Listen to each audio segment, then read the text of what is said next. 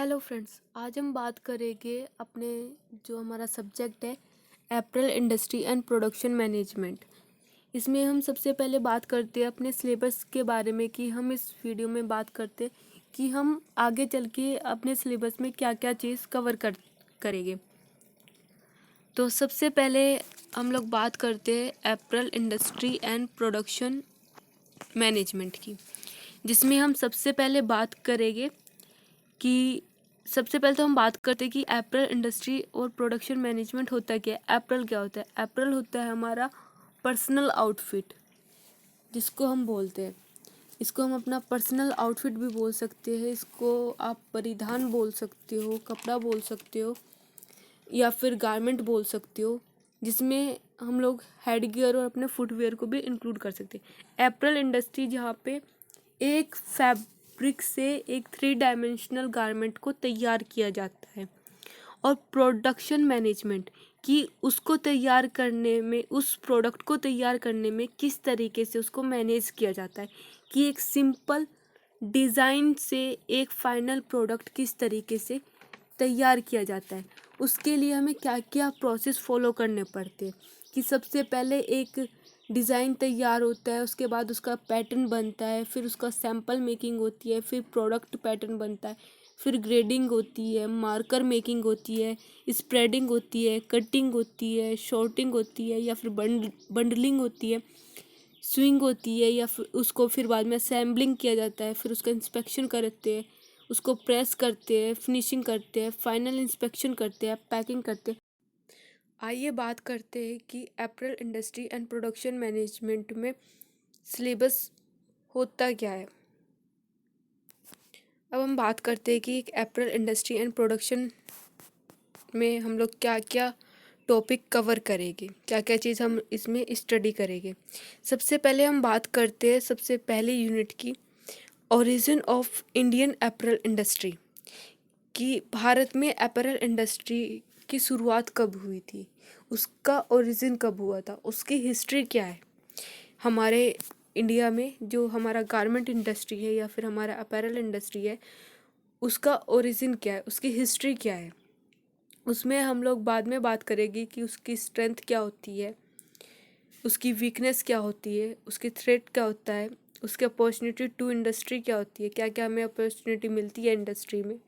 सबसे पहले हम बात करते हैं कि हम लोग पढ़ेंगे कि एक उसकी स्ट्रेंथ क्या होती है। स्ट्रेंथ में हम लोग क्या क्या, हम लोग उसका डोमेस्टिक मार्केट के बारे में बात करेंगे, उसकी फ्लेक्सिबिलिटी के बारे में बात करेंगे, उसकी लेबर के बारे में बात करेंगे, या फिर उसकी रिच हेरिटेज के बारे में बात करेंगे। या और सेकंड पॉइंट है इसमें हमारा वीकनेस, कि एक अपैरल इंडस्ट्री की वीकनेस क्या क्या क्या क्या होती है। उसका वीविंग सेक्टर हो सकता है, फैब्रिक की प्रोसेसिंग हो सकती है, उसका पुअर इंफ्रास्ट्रक्चर हो सकता है, या फिर हम बात बोल सकते हैं उसका लो लेबर प्रोडक्टिविटी हो सकता है, या फिर less attention on man power training हो सकता है, कि जो वहाँ पे काम करने वाले लोग होते हैं अपैरल इंडस्ट्री में, उन पे कम ध्यान देना, या फिर उसका पुअर क्वालिटी स्टैंडर्ड हो सकता है। किसी भी अपैरल इंडस्ट्री की क्या क्या वीकनेस हो सकती है, ये हम बात करेंगे उसकी वीकनेस में। उसके बाद हम बात करते हैं उसमें क्या क्या अपॉर्चुनिटी हम लोगों को मिलती है। इसमें हम लोगों को, हम बोल सकते हैं कि इसमें ग्रोइंग इंडस्ट्री होती है। दूसरा हम लोगों को मिल सकता है opportunity in high volume item पे हम लोगों को अपॉर्चुनिटी मिल सकती है। उसके बाद हम बात करते हैं कि थ्रेड, कि हमें कौन कौन से इसमें थ्रेड देखने के लिए मिलते हैं। इसमें डिक्रीजिंग फैशन साइकिल हो सकता है, या फिर हमारा फॉर्मेशन ऑफ ट्रेंडिंग ब्लॉक हो सकता है। ये सब हम बात करेंगे इसके थ्रेड में। उसके बाद आता है हमारा प्रेजेंट स्टेटस ऑफ इंडस्ट्री, कि आज के टाइम में अपैरल इंडस्ट्री या फिर हमारी गारमेंट इंडस्ट्री की का क्या स्टेटस है। कि गारमेंट इंडस्ट्री को सबसे ज़्यादा रोज़गार इंडस्ट्री माना गया है, सबसे ज़्यादा एम्प्लॉयमेंट यहाँ पे होती है। तो ये सारी चीज़ें हम बात करेंगे इस पॉइंट पर। कि जो हमारा प्रेजेंट स्टेटस क्या है हमारा गारमेंट इंडस्ट्री का। उसके बाद हम बात करेंगे कि टाइप ऑफ मैन्युफैक्चरिंग सिस्टम, कि कितने प्रकार के हमारे मैन्युफैक्चरिंग सिस्टम होते हैं। इसमें हम बात करेंगे, सबसे पहले आता है हमारा सब कॉन्ट्रैक्ट, कि सब कॉन्ट्रैक्ट क्या होता है।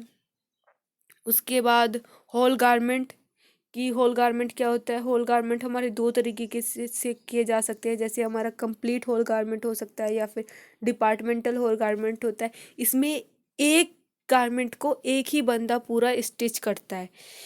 जो हमारा थर्ड पॉइंट है असेंबली, कि असेंबली क्या होता है। कि असेंबली को हम बात करेंगे, असेंबली जो हमारा कॉन्सेप्ट है उसको हम क्लियर करेंगे एक फ्लो चार्ट के द्वारा, जिसमें एक डिज़ाइन स्केच तैयार किया जाता है, उसके बाद उसका पैटर्न बनता है, उसका सैंपल बनता है।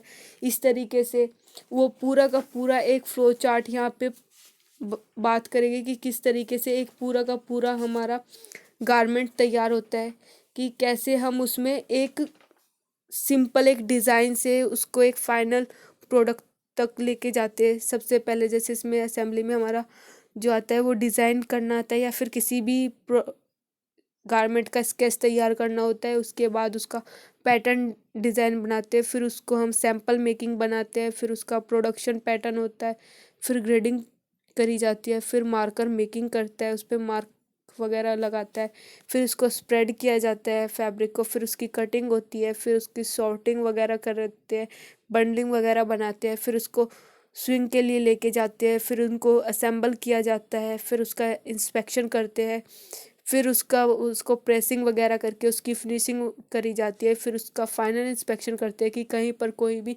कमी तो नहीं है। अगर कमी है तो उसको हटा वो कमी हम दूर कर सकते हैं या नहीं, अगर नहीं कर सकते तो उसको वेस्ट मटेरियल में इंक्लूड कर दिया जाता है। उसके बाद उसकी पैकिंग करी जाती है, बाद में उसका डिस्पैच करते हैं, उसको फाइनल प्रोडक्ट बना के उसको बेचने के लिए उसको एक्सपोर्ट कर दिया जाता है। इसी तरीके से हमारी जो सेकेंड यूनिट है, तो हम अपनी पहले यूनिट में यही डिस्कस करेंगे कि एक गारमेंट किस तरीके से तैयार होता है, उसका सिंपल कि हमारे कितने टाइप्स के हमारे मैन्युफैक्चरिंग सिस्टम होते हैं, किस तरीके से एक कंपनी की वीकनेस क्या होती है, उसमें क्या क्या हम लोगों को अपॉर्चुनिटी मिलती है, क्या उसकी स्ट्रेंथ होती है। ये सब हम बात करेंगे अपनी पहली यूनिट में। उसके बाद आती है हमारी सेकंड यूनिट, जिसमें हम बात करेंगे कि एक कटिंग रूम प्लानिंग, एक कटिंग रूम प्लानिंग किस तरीके से करी जाती है। सबसे पहले हम इसमें प्लानिंग की बात करेंगे कि एक कटिंग को करने से पहले हमें किन किन बातों का ध्यान रखना चाहिए। सबसे पहले हम लोगों को प्लानिंग कर लेनी चाहिए, फिर बाद में उसकी कटिंग करेंगे, फिर उसकी शॉर्टिंग करेंगे, फिर condition for cutting room layout, कि क्या क्या हम लोगों को कंडीशन अप्लाई करनी पड़ेगी एक कटिंग रूम को तैयार करने के लिए। मैन पावर के बारे में बात करेंगे कि कितने वहाँ पे मैन पावर होने चाहिए। मशीन्स वगैरह के बारे में बात करेंगे क्योंकि एक कटिंग रूम में कटिंग करने के लिए हम लोगों को मशीन्स वगैरह की तो ज़रूरत पड़ती है, मशीन्स वगैरह की, टूल्स वगैरह की, इक्विपमेंट की। कोई भी अगर हम कटिंग वगैरह करते हैं तो उसमें हम लोगों को उसके लिए ब्लेड वगैरह की ज़रूरत पड़ती है, कटर की ज़रूरत पड़ती है, जिनसे हम लोग अपनी कटिंग प्रोसेस कर सकते हैं। उसके बाद हम बात करेंगे कि मार्किंग क्या होती है। जब हमारी कटिंग हो जाती है उसके बाद जो मार्कर है वो मार्क करना स्टार्ट करता है, मार्कर मोड क्या होता है। उसके बाद हम बात करेंगे कि स्प्रेडिंग टेक्निक क्या होती है, किस तरीके से हम अपना फैब्रिक जो है वो स्प्रेड कर सकते हैं। सिमेट्री और एसिमेट्री ऑफ फैब्रिक क्या होता है, एंड गारमेंट क्या होता है, कि हम किस तरीके से सिमेट्री तरीके से अपना फैब्रिक किस तरीके से स्प्रेड कर सकते हैं, और एसिमेट्री तरीके से हम किस तरीके से अपना फैब्रिक को स्प्रेड कर सकते हैं। ये इन सब के बारे में हम बात करेंगे। Different type of fabric and special care to be taken for spreading and cutting, sorting and bundling. हम लोगों को क्या क्या स्पेशल केयर रखनी चाहिए, क्या क्या हम लोगों को स्पेशल केयर देनी चाहिए किसी भी फैब्रिक को कटिंग करते समय, उसको स्प्रेड करते समय, या फिर उसको सॉर्टिंग करते समय, या फिर बंडलिंग करते समय। इन सब के बारे में हम बात करेंगे। उसके बाद आता है हमारा third unit, swing production management, कि एक स्विंग प्रोडक्शन मैनेजमेंट, जब हमारी कटिंग हो जाती है हम लोग उसको कटिंग के बाद हम लोग उसको स्टिचिंग के लिए जब लेके जाते हैं तो हम लोगों को किन किन बातों का ध्यान रखना चाहिए, किस तरीके से हम लोग अपना स्टिचिंग प्रोडक्शन को मैनेज कर सकते हैं। तो इन सब के बारे में हम यहाँ पे बात करेंगे, जिसमें हमारा सबसे पहले आता है स्टिच क्लासिफिकेशन, कि हमारी जो स्टिचिंग है वो कितने तरीके की होती है, हमारी स्टिचिंग जो है वो कितने टाइप्स की होती है। इस बारे में हम लोग यहाँ पे बात करेंगे कि हम किस तरीके की स्टिच कर रहे हैं, सीम किस तरीके की कर रहे हैं और उनके इफ़ेक्ट क्या होते हैं, इलास्टिसिटी पे उसकी स्ट्रेंथ क्या होती है, इन सब के बारे में हम लोग यहाँ पे बात करेंगे स्टिच क्लासिफिकेशन में। उसके बाद हम डेफिनेशन के बारे में बात करेंगे कि स्विंग प्रोडक्शन मैनेजमेंट की जो डेफिनेशन है वो क्या होती है। टाइम एंड मोशन स्टडी, कि अगर हम लोगों को कोई भी गारमेंट दिया गया है और हमें उसका टाइम लिमिट दी गई है कि हमारा ये जो प्रोडक्ट है हमें इस टाइम तक ये पूरा करके इसको फाइनल देना है, उसको डिस्पैच करना है, तो वो किस तरीके से हम वो टाइम लिमिट कर सकते हैं, किस तरीके से हम अपना काम को पूरा एक प्रॉपर तरीके से प्लान करके किस तरीके से फॉलो करते हैं, ये सब चीज़ यहाँ पे पढ़ेंगे। उसके बाद important of time and motion study, हमारे टाइम एंड मोशन स्टडी की इम्पोर्टेंस क्या होती है इसके बारे में हम लोग यहाँ पे बात करेंगे। Fatigue delay effect on efficiency output, कि फैटिग्यू क्या होता है, डिले क्या होता है, इफेक्ट ऑन इफिशिएंसी आउटपुट क्या होता है, इसके बारे में भी हम बात करेंगे। Using video cassette for time and motion study, हम लोग इसमें टाइम और मोशन स्टडी में मतलब हम लोग वीडियो वगैरह का यूज़ करके तब हम इसके बारे में डिस्कस करेंगे। उसके बाद है for quality and quantity analyse, कि हम किस तरीके से क्वालिटी को और क्वांटिटी को एनालाइज कर सकते हैं, इसके बारे में हम बात करेंगे। कि एक क्वालिटी का मतलब होता है उसकी गुणवत्ता क्या है और क्वांटिटी का मतलब होता है कि वो कितनी क्वांटिटी में है, इसके बारे में हम लोग एनालाइज मतलब इसके बारे में हम जांच करेंगे, बात करेंगे।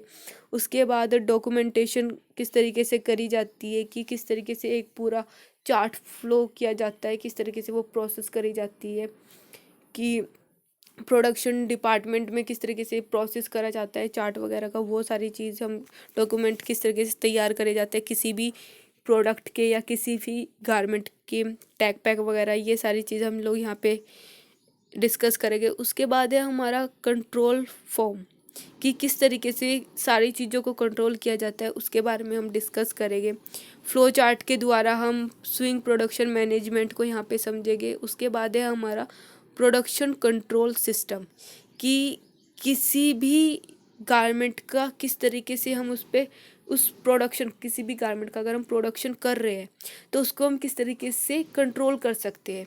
उस कंट्रोल को करने के लिए पहले हम लोगों को उसके लिए प्लानिंग करनी होती है, तब हम उस प्लानिंग को एक प्रोसेस में एक सिस्टमेटिक वे में हम तभी उसको फॉलो कर सकते हैं। एक सिस्टमेटिक वे में या फिर आप बोल सकते हो कि एक ऑर्गेनाइज वे में हम लोग अपने उस प्रोसेस को फॉलो कर सकते हैं, तभी हम कोई भी प्रोडक्शन कंट्रोल सिस्टम को हम कर सकते हैं।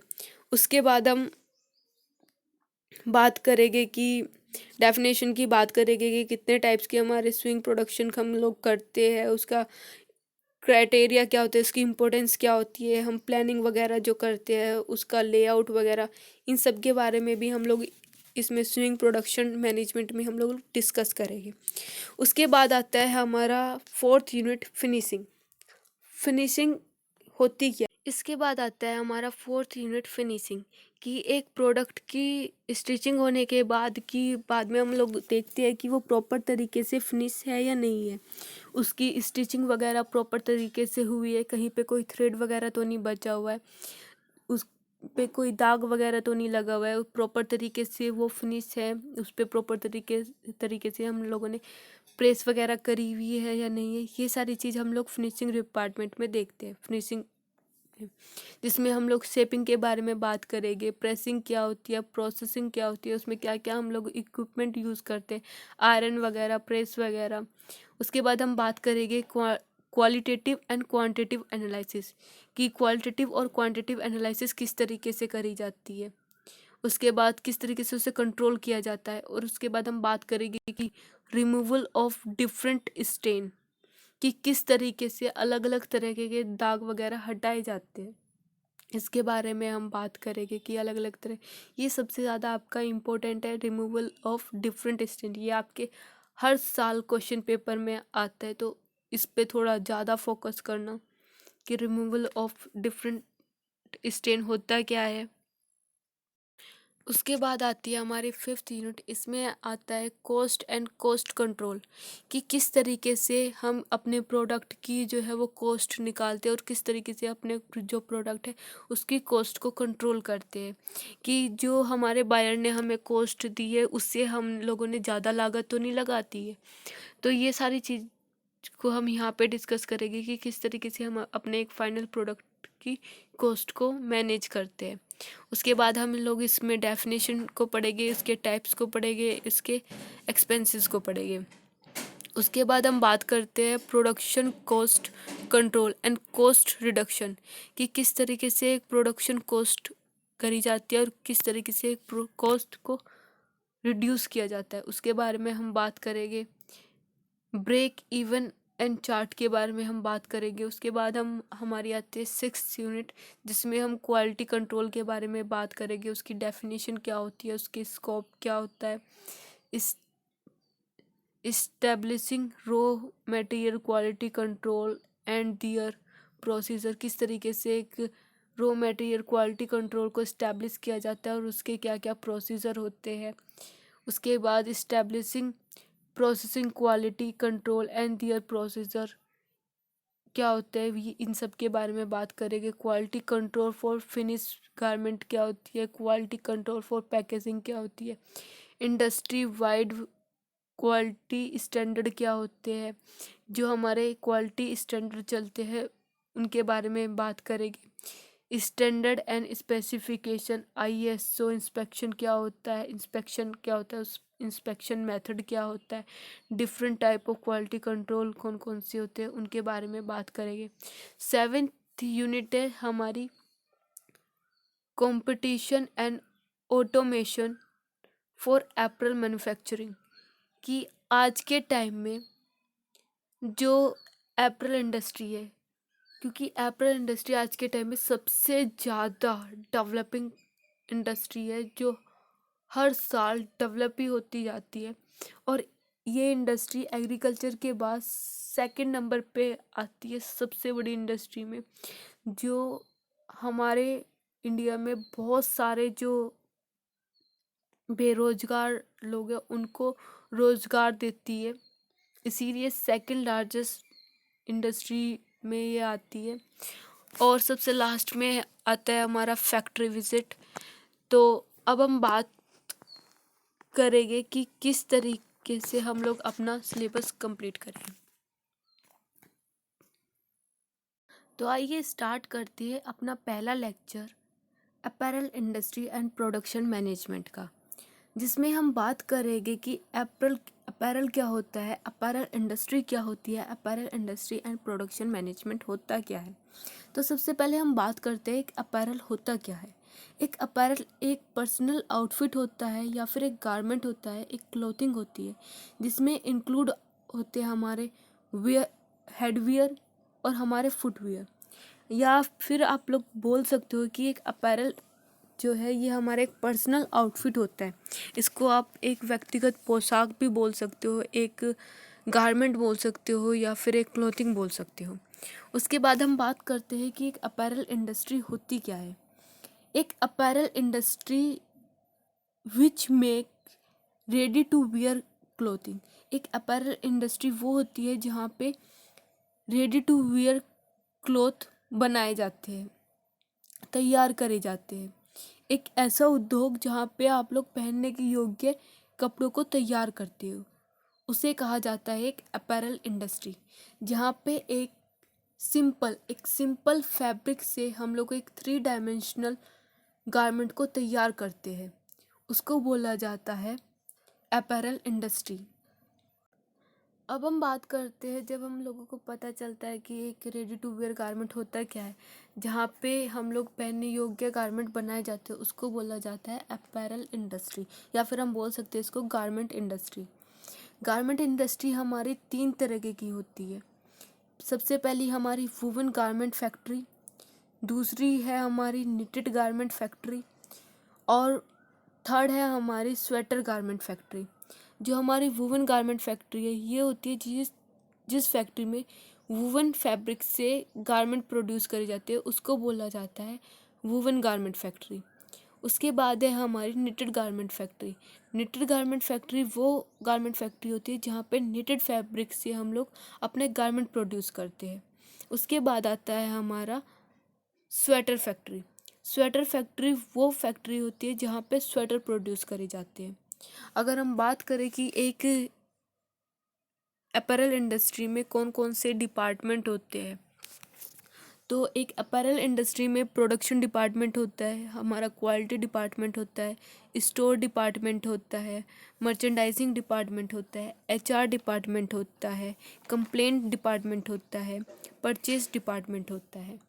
तो एक अगर हम बात करते हैं किसी भी हमारी अपैरल इंडस्ट्री की, तो उसमें बहुत सारे हम लोगों को डिपार्टमेंट दिखाई देते हैं। उसमें प्रोडक्शन डिपार्टमेंट हो गया हमारा, या फिर हमारा इंस्पेक्शन डिपार्टमेंट हो जाता है, हमारा एक स्टोर का भी डिपार्टमेंट होता है जहाँ पे सारे स्टोर्स वगैरह में सारे ट्रिम्स वगैरह रहती है, एसेसरीज वगैरह होती है। हमारा स्विंग डिपार्टमेंट होता है, हमारा सैंपल डिपार्टमेंट होता है जहाँ पे एक सबसे पहले एक सैंपल तैयार करा जाता है। तो इसी तरीके से हमारे कि अपैरल इंडस्ट्री में बहुत सारे डिपार्टमेंट हम लोगों को दिखाई देते हैं एक इंडस्ट्री के अंदर। अब हम बात करते हैं कि एक हमारी जो अपैरल इंडस्ट्री है इसकी भारत में शुरुआत कैसे हुई, कब से हुई। तो अब हम स्टार्ट करते हैं हमारी अपैरल इंडस्ट्री की, कि हमारी जो अपैरल इंडस्ट्री है उसकी हिस्ट्री क्या है। अगर हम बात करें अपैरल इंडस्ट्री की, तो हम लोगों को जो वस्त्र है, जो हमारे गारमेंट है, वो 3000 BC पहले ये हमें भारत में दिखाई दी थी। आज से लगभग 3000 साल पहले ये चीज़ हम लोगों को दिखाई दी थी। अगर हम लोग बात करें कि जो हमारा अपैरल इंडस्ट्री है, ये इसकी शुरुआत जो है आज से 3000 साल पहले हम लोगों ने देखी थी। और तभी से जो हमारे ड्रेसों की जो डाइवर्सिटी है, या फिर जो हमारे आर्टलूम है और जो हमारे ऑर्गेनिक डाई है, ये दुनिया भर में सबसे ज़्यादा खरीदार जो है इनको देख के सबसे ज़्यादा आकर्षित होता है। जो हमारे डाइवर्सिटी ऑफ फाइबर है, या फिर हमारी ऑर्गेनिक डाई है, जो हमारे आर्टलूम है, जिनसे हम लोग अपना एक अपैरल प्रोड्यूस करते हैं, एक अपना टेक्सटाइल जो करते हैं, तो सबसे ज़्यादा ये किसी भी ग्राहक को, किसी भी बायर को अपनी तरफ ये अट्रैक्ट करती है। अगर हम बात करें परिधान और कपड़ों की, तो उसको 2 पार्ट्स में डिवाइड किया गया है। सबसे पहले जो कच्चे माल से जो वस्त्र बनाए जाते हैं उनमें, और कच्चे माल से वस्त्र बनाना, और दूसरा कपड़ों का उत्पादन। इन दोनों पार्ट्स में इसको डिवाइड किया गया है। उद्योग के जो टेक्सटाइल सेक्शन है उसमें कच्चा माल लिया जाता है और उस सामग्री से एक यान में बनाया जाता है, और उस यान को कन्वर्ट करके या फिर उसको कलर करके एक फाइनल फैब्रिक तैयार किया जाता है। लेकिन जो हमारा परिधान उद्योग है, जो हमारा अपैरल इंडस्ट्री है, उसमें क्या करते हैं, उसमें एक कपड़े को लेते हैं या फिर कोई भी अन्य सामग्री को लेते हैं, उसको काटते हैं और उन्हें एक साथ सीलते हैं, और उनकी हेल्प से हम एक जो हमारा एक गारमेंट होता है उसको तैयार करते हैं।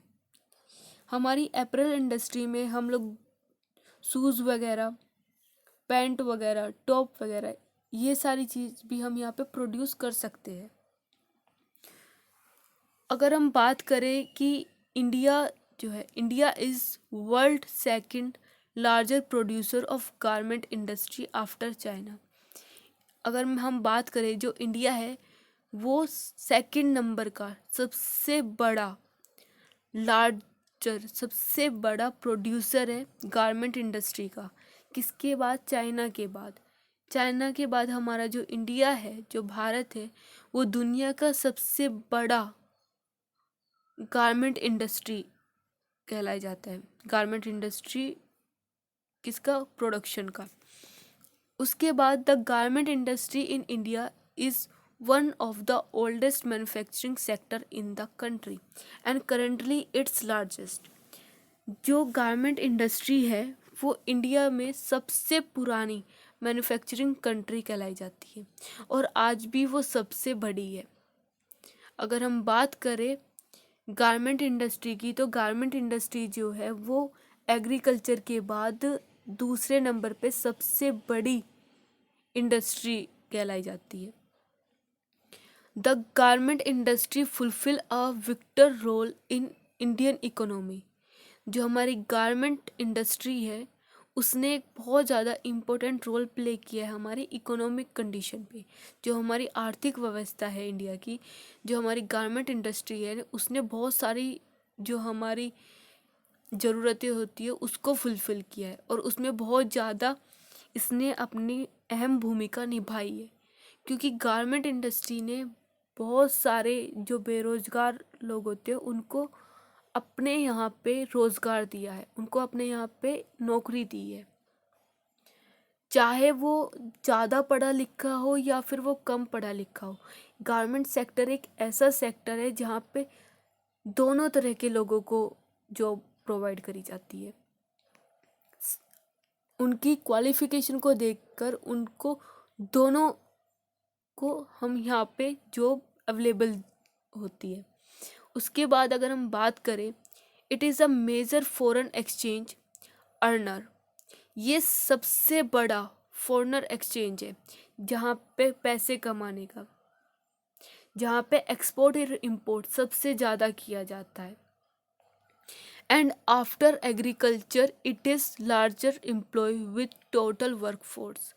अगर हम बात करें कि जो इसमें काम करने वाले लोगों की जो क्षमता है वो एग्रीकल्चर के बाद सबसे ज़्यादा है, क्योंकि इसमें हम लोगों को दोनों तरह के लोग देखने के लिए मिलते हैं। जो इसमें जो फिनिशिंग डिपार्टमेंट होता है जहाँ पे औरतें जो है देखती है, जांच करती है कि कपड़े का कोई धागा वगैरह तो नहीं निकला हुआ है या फिर उसमें कोई छेक वगैरह तो नहीं है, कहीं से कटा हुआ तो नहीं है।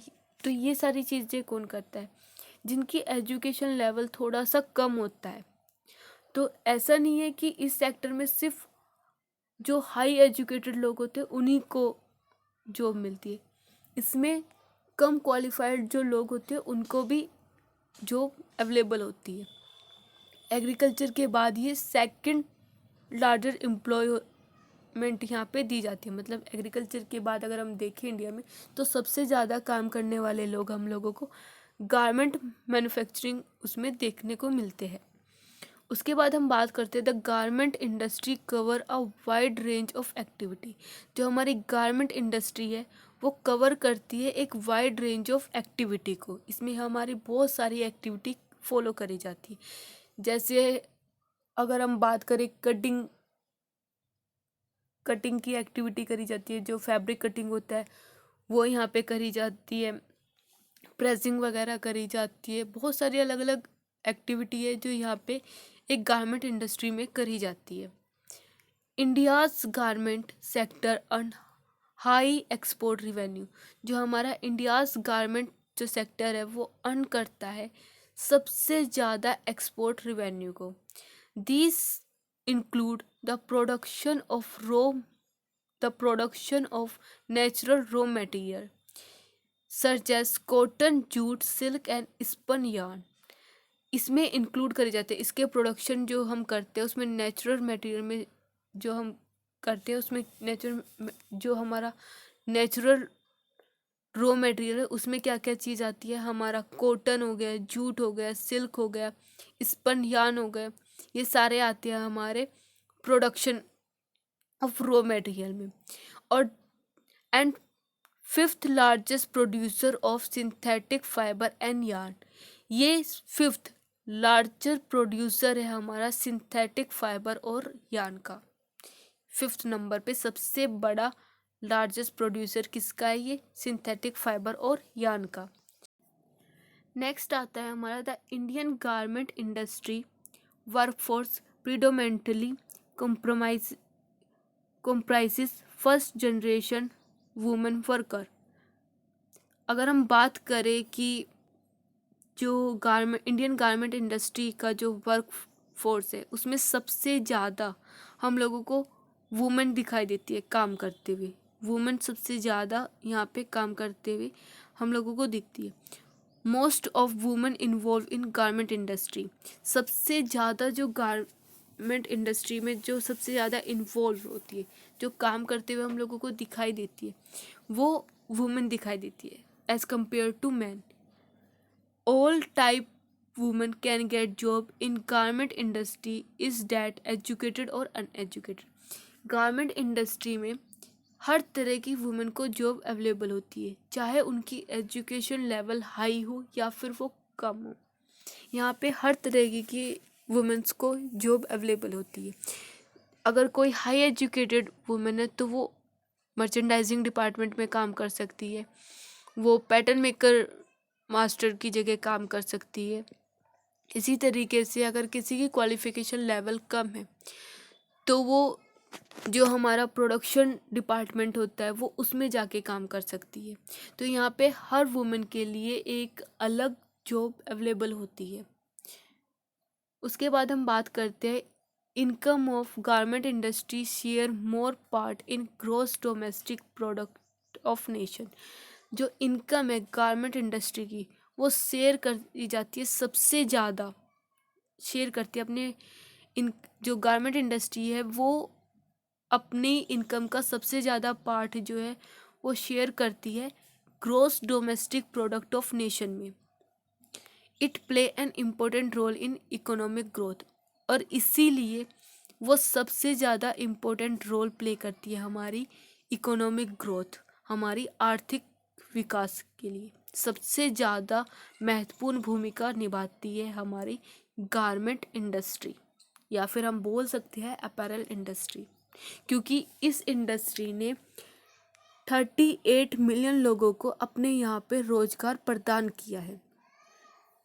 इसीलिए ये इकोनॉमिक जो ग्रोथ है उसमें सबसे ज़्यादा इम्पोर्टेंट रोल प्ले करती है। अब हम बात करते हैं नेक्स्ट पॉइंट की, garment industry inter related with textile industry and laundry industry. एक गारमेंट इंडस्ट्री जुड़ी हुई होती है टेक्सटाइल इंडस्ट्री के साथ में और लॉन्ड्री इंडस्ट्री के साथ में। किस तरीके से? जो हमारी टेक्सटाइल इंडस्ट्री होती है उसमें हम लोग एक फाइबर से एक फैब्रिक को प्रोड्यूस करते हैं। सबसे पहले हम लोग एक फाइबर तैयार करते हैं, फाइबर से हम लोग एक यार्न तैयार करते हैं, यार्न को वीव करके डिफरेंट टाइप से वीव करके हम लोग डिफरेंट टाइप के फैब्रिक तैयार करते हैं। फिर उस फैब्रिक को भेजा जाता है हमारे गारमेंट इंडस्ट्री में, जहाँ पे एक फैब्रिक से एक 3 डायमेंशनल गारमेंट को तैयार किया जाता है। एक फैब्रिक से 3 डायमेंशनल जो गारमेंट होता है उसको तैयार किया जाता है। उसके बाद वो जो गारमेंट है उसको लॉन्ड्री इंडस्ट्री में भेजा जाता है। तो इसी तरीके से ये जो तीनों इंडस्ट्री है ये एक दूसरे से जुड़ी हुई रहती है। Garment industry produce all type readymade cloth for all type people. जो हमारी गारमेंट इंडस्ट्री है ये प्रोड्यूस करती है रेडीमेड क्लॉथ, हर तरह का रेडीमेड क्लॉथ हर तरह के लोगों के लिए। There are different type of garment industry. बहुत सारी अलग अलग तरह की गारमेंट इंडस्ट्री होती है। जैसे सबसे पहले हमारी अपैरल इंडस्ट्री हो गया, जैसे सबसे पहले आता है हमारा चिल्ड्रन गारमेंट, जिसमें जितने भी गारमेंट है वो सारे चिल्ड्रन के लिए बनाए जाते हैं। वुमेन गारमेंट इंडस्ट्री वो गारमेंट इंडस्ट्री होती है जहाँ पे सारे गारमेंट वुमेन्स के लिए बनाए जाते हैं। मेंस गारमेंट इंडस्ट्री वो गारमेंट इंडस्ट्री होती है जहाँ पे सारे गारमेंट मेंस के लिए बनाए जाते हैं। लेदर गारमेंट इंडस्ट्री वो गारमेंट इंडस्ट्री होती है जहाँ पे सारे जो हमारे गारमेंट होते हैं वो लेदर के बनाए जाते हैं। In India different garment industry produce different product. India में डिफरेंट जो गारमेंट इंडस्ट्री है वो प्रोड्यूस करती है डिफरेंट डिफरेंट टाइप के गारमेंट प्रोडक्ट को। Children garment produce 594 product, women garment produce 148 product, man garment produce 1936 product, leather garment produce 7744 product in a year.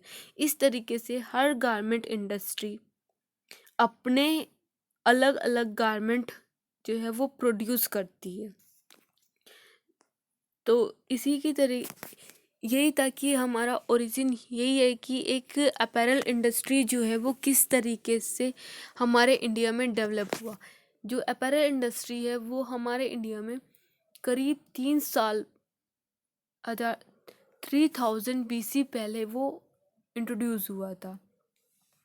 और उस टाइम पे मतलब जो सबसे पहले जो बोन निडल होती है उससे हम लोग एक फैब्रिक को बनाते थे, जिसमें हमारी जो एनिमल हाइड और एनिमल जो स्किन होती है वो भी हमारे फैब्रिक में मिक्स होता था, जिससे हम लोग अपना एक गारमेंट तैयार करते थे। और ये जो हमारा अपैरल इंडस्ट्री है ये चाइना के बाद दूसरा हमारा गारमेंट इंडस्ट्री कहलाया जाता है। सबसे ज़्यादा चाइना के बाद इंडिया में सबसे ज़्यादा सेकंड नंबर पे हमारा गारमेंट इंडस्ट्री आता है। या फिर आप लोग बोल सकती हो कि जो हमारा एग्रीकल्चर सेक्टर है उसके बाद जो सेकंड नंबर पे आता है वो हमारा गारमेंट इंडस्ट्री आता है, जो बेरोजगार लोगों को रोजगार प्रदान करता है। करीब 38 मिलियन लोगों को इसने अपने यहाँ पे रोजगार दिया है। इसीलिए इसको इकोनॉमिक ग्रोथ में भी सबसे ज़्यादा इम्पोर्टेंट रोल प्ले करने के लिए बताया गया है कि सबसे ज़्यादा महत्वपूर्ण भूमिका इसने हमारे इकोनॉमिक ग्रोथ में भी करी है।